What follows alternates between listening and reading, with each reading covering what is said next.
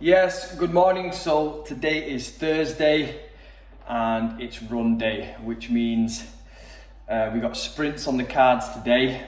Up Rivington, me, Zach and Danny are going to be going up there. So I'm going to share with you this morning what my routine is. Okay, my morning routine before a run, like what my usual habits are, kind of what I eat, and then a little bit of mobility that I think all of you are definitely going to find important, especially the bigger lads.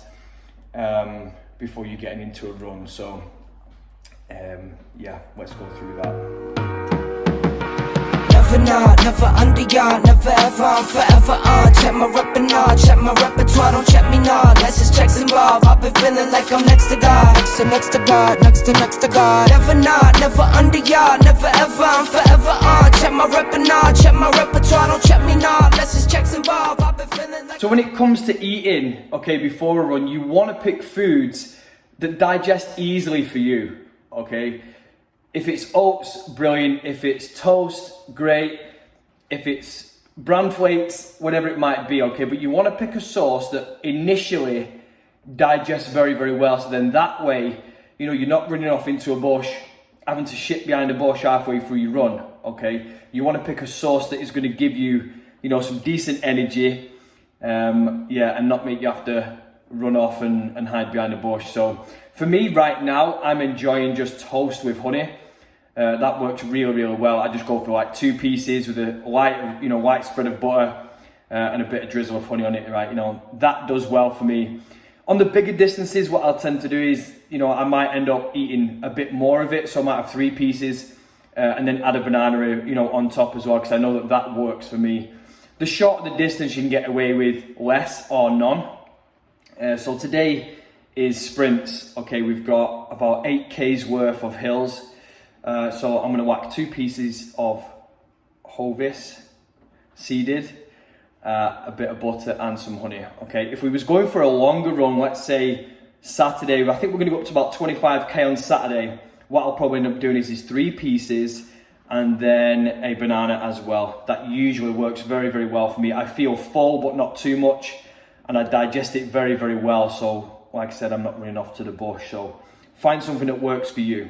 Check my repertoire, don't check me not. Less is checks involved, I've been feeling like I'm next to God. Next to God, next to God. Never not, never under yard, never ever, I'm forever on. Check my repertoire. This is how all the YouTube goons do it, innit? You got to do the coffee first. So today's workout is 2K warm up, 6 sets of 200 meters ish, but the hills are like this. And then a 2K cool down, and then we're going to go into a little bit of bench work and tricep accessories as well. So that's today's workout. So the morning routine is exactly what you've just seen, right? Okay, so a coffee, pick some breakfast, okay, whichever one suits you, okay? And then, if you can hear it in the background, right? For me, you want to be as relaxed as possible. Okay, so clubland, your best clubland tracks won't cut it. Okay, in the morning, okay, it's important to, you know, to keep nice and chilled. We don't want the heart rate going sky high. Okay, I know there's guys and girls out there that, you know, ramp themselves up real, really high before a run. Like I said, clubland, fucking Wigan Pier, and the heart rate is just sky high whilst they're sat eating breakfast because they're getting pumped up. Okay, that's a big, big mistake, okay, in my opinion. You know, you want heart rate to be nice and low, okay? You want to be nice and calm, nice and relaxed. So get the old spa music on in the background.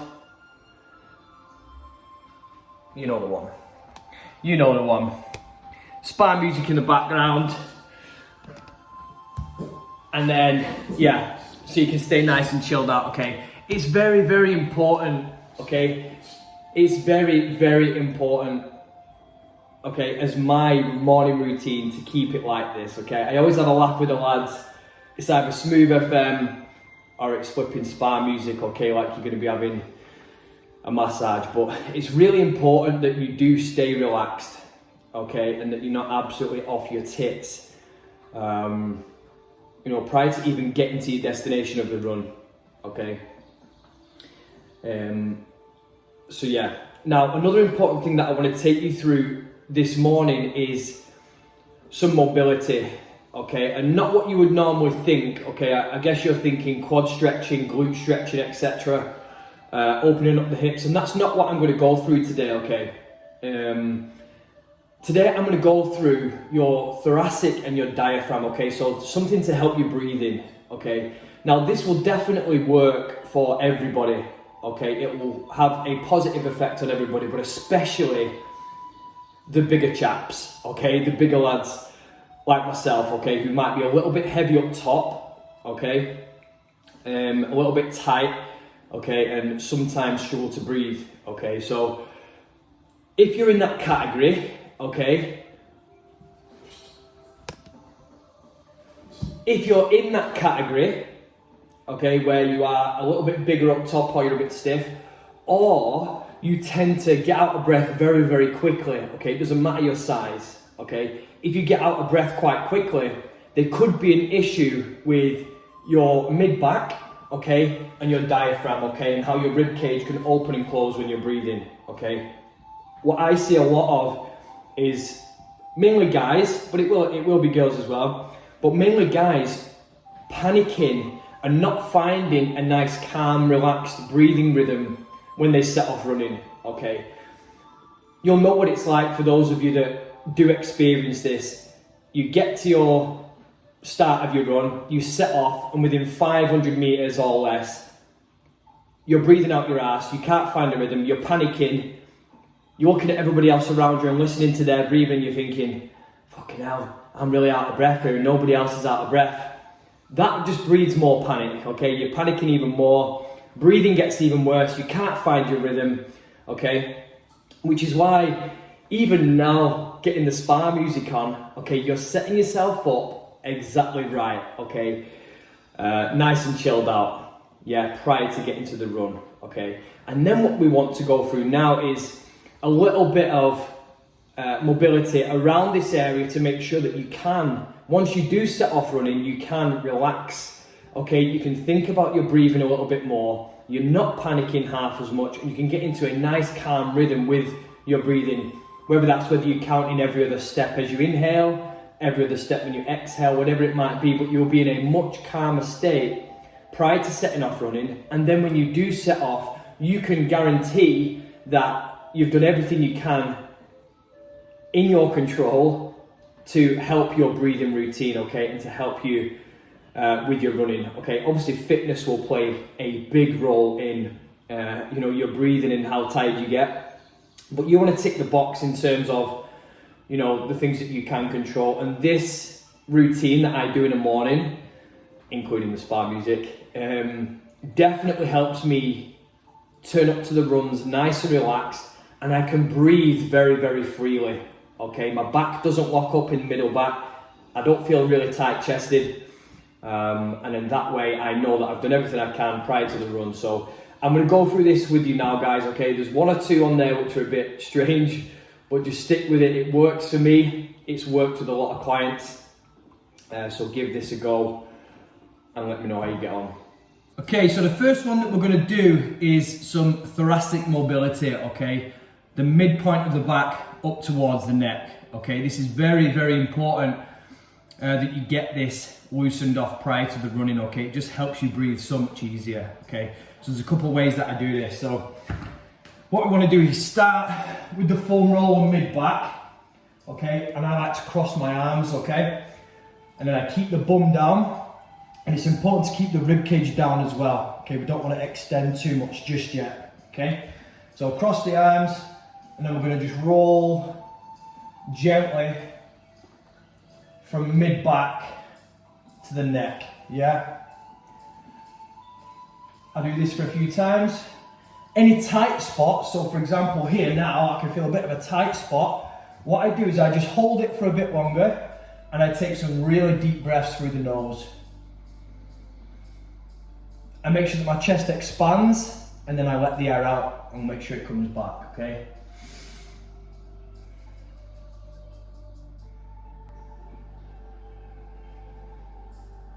And I just relax the best I can over that point, yeah? and then you can continue. Any sticking point, you just hold it still on that point for a bit longer, yeah? Okay, once you've done, you know, a few seconds on that, what I like to do then is open up the chest, yeah? So give yourself a bit of room. And then we do exactly the same thing, okay? Chest stays down, bum stays down, but I like to open up the chest, okay? Again, deep breaths, I breathe in and I breathe out. Put the arms above the head. Get on any tight spots. Open up the lats. And again, some nice deep breaths in and out, okay? You'll probably get a few pops and a few cracks by doing that, okay? But don't worry too much, as long as there's no shooting pain, yeah? So, I'll spend around, you know, 3 to 5 minutes on this section here, on and off it, okay? So I'll hold it for a few seconds, I'll jump off, have a swig of coffee, whatever, come back down and just do a few more, you know, a few more rounds of that, 3 or 4 rounds, and that usually does, you know, what we need for this one. Okay, next what I do, I get a hockey ball, okay? This one's a bit strange, okay? You look like a fucking weirdo. If your missus comes down and sees you lying on the floor, it might be a bit weird, but either way it works. Hockey ball or something similar, okay? An object that's fairly round and hard, okay? A tennis ball sometimes does it, and actually a tennis ball is probably a bit better in this exercise, because it's quite a painful one as well. So the idea now with this ball is that we're going to start it right in the bottom, okay, of your chest bone, okay? So you just go into this section here. What we're going to do is lie down, and we're just going to ease our body onto the ball, okay? And then we're going to follow the rib cage line, okay? So if you put your fingers in, okay, you can find the bottom of your chest bone, yeah? And then if you run your fingers around the rib cage, okay, just underneath the bottom rib here, that's where the ball is going to go, okay? So we start in the center here, and then we're going to push our body onto the ball, and we're going to follow the line of the rib cage, yeah? So we'll give it a go. So we go here. Start off gentle first, okay? Very, very important, start off gentle. Okay, and then you put your body weight into the ball, and then I hold it here for a few seconds. Okay, again, nice relaxed breathing, deep breaths. Again, be quite gentle on this first time that you do it, okay, if it's your first time. And I make very, very small movements left and right and up and down, while still breathing, relaxing. And then I'll pick a direction to go. So now I'm going to go to the left, and I'm just going to follow the rib cage line. Okay, go back to the center, and then we go on the other side. Just following the line of the rib cage, all the way to the bottom, and then back to the center again. Okay, hold it for a few seconds. Nice deep breaths. Okay, and then we follow the rib cage again. So you're pushing the ball just underneath the rib cage, and you're coming back both ways, yeah? And again, we do this for a few seconds at a time. And you can do it 2-3 times, okay? Just do it for, say, 3 to 5 minutes, okay? And notice how your breathing, or your chest, can expand a lot easier, okay? Your breathing should be easier even still at this point, yeah? So you roll the upper back, okay, on the foam roller, yeah, 3 to 5 minutes, and then you get the ball, and you can roll it into this area here, yeah, and open up the diaphragm, open up the rib cage. It definitely helps. Okay, so the last one I'm going to show you now is a bit strange, okay? Now, if you're in a gym, okay, you can use a plyo box for this next one, okay? If you're in your kitchen like I am now, then the kitchen worktop is absolutely perfect for it, yeah? So, what we do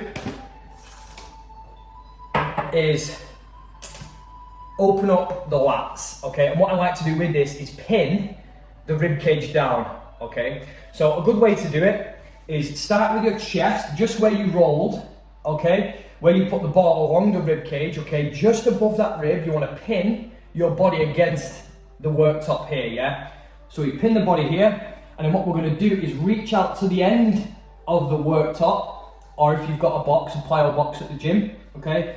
And then all we're gonna do is turn the hips away from your body, okay? And reach out further, okay? Once you've felt a stretch along this section here through your lats and in the rib cage, when you feel like you're at your maximum stretch, hold it, and then we're gonna do some really deep breathing at this point, yeah? So pin, grab the end of the worktop or the plyo box, whatever you've got hold of, hips go away, you reach out a bit further. Okay, now I'm gonna do some deep breathing. Okay, again, I'll do it a bit louder this time because the spa noises are taking over. So, in, you can feel the stretch even more, and then we breathe out, okay? And when you breathe out, you just push your hips a little bit further away, okay? So breathe in and hold. A really deep stretch, and then we breathe out and push them hips away, yeah? Now what I like to do is just work along the same line as I did with the ball. So I'll just pin the rib cage a little bit further round each time, okay, nice and gentle. If this is sore for you, you can just put a tea towel there or something like that. Same with the plyo box. If there's something there that's digging in a bit too much for you, it's a bit painful, just put something over it, okay, so it doesn't hurt. So we work our way through, pushing the hips away, deep breath in, breathe out, every time. Okay, and we do this both sides, of course, yeah? So we pin the rib cage here, you can see. Reach forwards as far as you can. The body goes away, okay, away from the hand. And then we take a deep breath in. That really opens up the stretch, you can feel it. And then when we breathe out, we push the hips further away and we reach further forward. So breathe out, and then we push away, okay? And we do this 5 to 10 times each side, okay? Until you feel like your lats are opening up, so you feel like the rib cage is opening up, okay? So it's very, very important, like I said, if you're quite tight in the mid-back, okay, or if you're a bigger chap like myself, or if you're struggling to find a rhythm with your breathing and you're quite erratic and you know, panicky with your breathing, taking these steps now are definitely going to help. You know, to increase your chances of just having a much better run, okay? It definitely works, okay, with the bigger guys. So yeah, give it a go. If you need any help with it, okay, just comment, I can help you out with it. But there is one more thing. Nose strips of death. Okay, so I got introduced to these nose strips a couple of years ago now. And they definitely help if you've got nostrils that are as tight as a rat's ass, yeah? So, opening up chest, diaphragm, loosening off the thoracic, brilliant. And if you put one of these on as well, okay, a nose strip, all that it does is it just opens up the airways in the nose and it helps you bring in oxygen even more. So, I use these for sleeping with as well, okay? What you find is that you get a much better quality sleep when you're using the nose strips, okay? Again, if you're a bit bigger, the tendency is that we snore a little bit, okay, with our fucking body weight here, okay? So, yeah, keeping the mouth shut and breathing through the nose while sleeping just improves sleep massively. And it has a positive impact on digestion as well.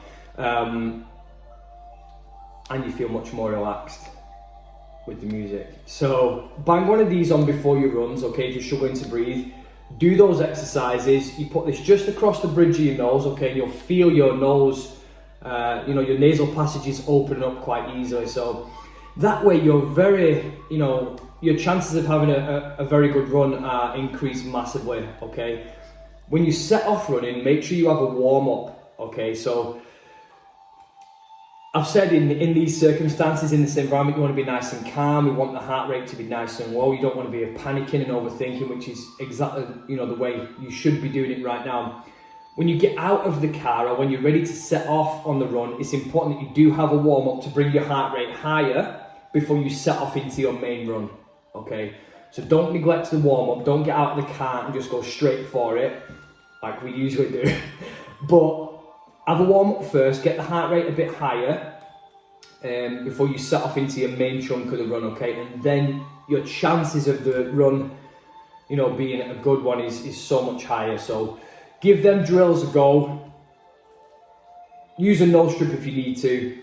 and then let me know how you get on. In the next video, I'm going to go through an entire day's worth of eating when I've got 2 sessions. So when I've got a run session and a strength session as well. So just how I'm going to structure the food with that. So make sure you stay tuned for that one.